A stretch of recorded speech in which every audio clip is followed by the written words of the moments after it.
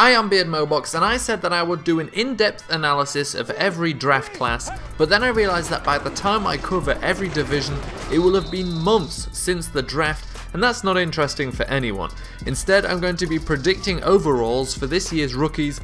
Not all of them, because with the late round ones, it's hard to guess what EA thinks of them, but like the first 4 or so of every team, and of course if there's notable guys in late rounds like there is this week, I'll do them too. At the same time, I'll do a mini off-season roundup for each team, a quick fire grade of the draft, and a look at what they did in free agency.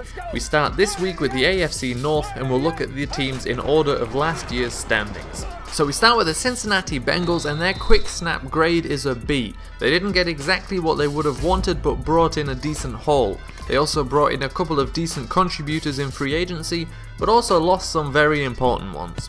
On to the rookies, and we start with first round William Jackson III of Houston, and I see him in the low 70s, maybe at 73. EA could be generous and put him as high as 76 to 77 after they got a few corners quite badly wrong last year.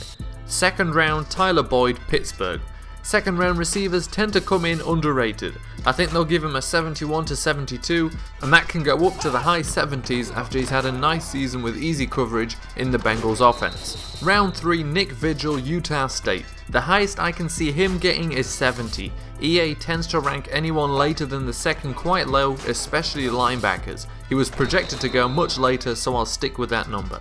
Round 4 Andrew Billings, Baylor. If Madden valued role players, he could be in the 70s. They don't, however, and I see him at around 68. Onto the Steelers, and I forgot to mention the positions for each of those guys I just mentioned, but I'll start doing that from now on. So quick snap grade for the Steelers is a B+.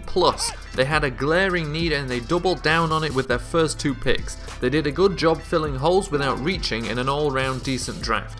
They saw some good players leave, but in my opinion Ladarius Green makes that offense even more exciting than it was last year. Round 1 cornerback Artie from Miami. His physical tools make him minimum a 70, and I see him at 73 to 74. Don't be surprised if he ends up getting a better rating than Jackson of the Bengals. Round 2 Sean Davis, cornerback, Maryland.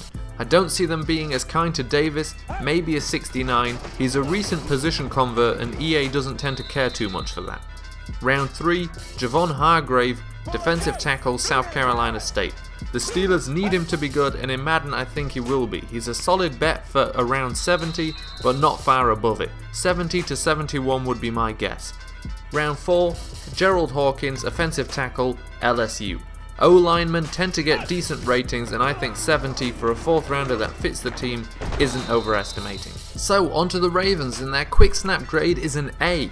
I had them as one of my best drafts, and they always draft well. They filled their needs well and maybe waiting a bit too long on a corner, and they did lose a bunch of players but managed to snag Weddle as well as Wallace and Watson.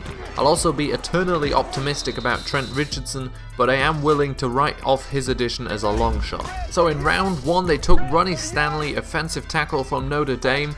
I can believe that the Ravens genuinely had Stanley higher than Tunzel, as he's a better run blocker. I can see them going as high as 81 on Stanley, as he figures to be very good from day 1. Round 2 Kamali Correa, defensive end, Boise State. I feel like they'll be kind to him as he fits the system perfectly. 76 to 77 wouldn't surprise me. Round 3 defensive end, Bronson Kaufusi, BYU. Something's telling me he'll be a 70 flat, which isn't bad as he won't be expected to start. Round 4 Tavon Young, cornerback, Temple. I feel like corners taken late don't go above 68, and with that in mind I can see Young getting a rating of 67.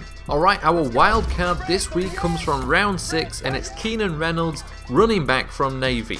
Reynolds figures to have a greater impact in real life than he will in Madden, considering they will likely line him up all over the place. You don't hold the NCAA career record for touchdowns without being pretty good.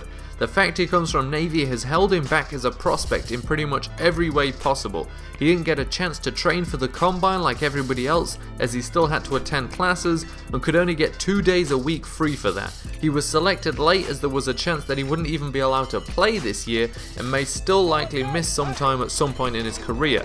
I hope EA take all of this into consideration.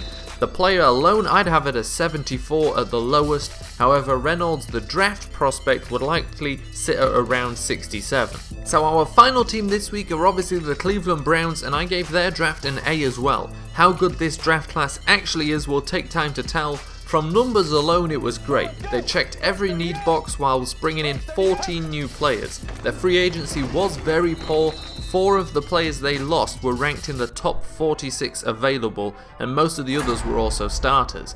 But with free agency and the draft combined, they did a decent job of filling those holes. I never got off the RG3 bandwagon, and I'm willing to ride it for a bit longer.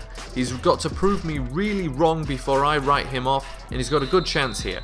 A good chance to succeed, not to prove me wrong, of course. So round 1 we have Coleman, wide receiver from Baylor. And I like Coleman, and I guess they'd have him at around 76. It could be higher, but then they would be acting a little generous. At round 2, Emmanuel Ogbah, defensive end, Oklahoma State.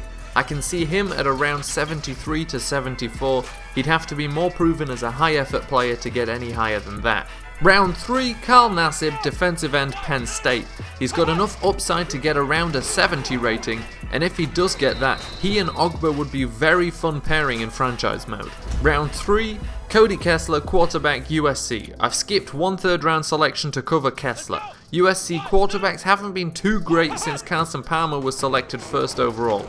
Matt Leinart, Mark Sanchez, and Matt Barkley don't set an exciting precedent, but luckily for Kessler, his first name is closer to Carson's than the MA crew. I'd have him down as a 65 to 67 overall. I think the Browns were playing the lottery taking Kessler, hoping he's more than they expect. This isn't their quarterback of the future. Alrighty, that is it for this week. Next week we will take a look at the AFC East, which is a bit of a mixed bag. Oh my god, play! Hey, you made it to the end of the video. If you haven't seen the previous video yet, you can do that by clicking here. If you enjoyed this video and want to see more, you can do that by clicking here and subscribing.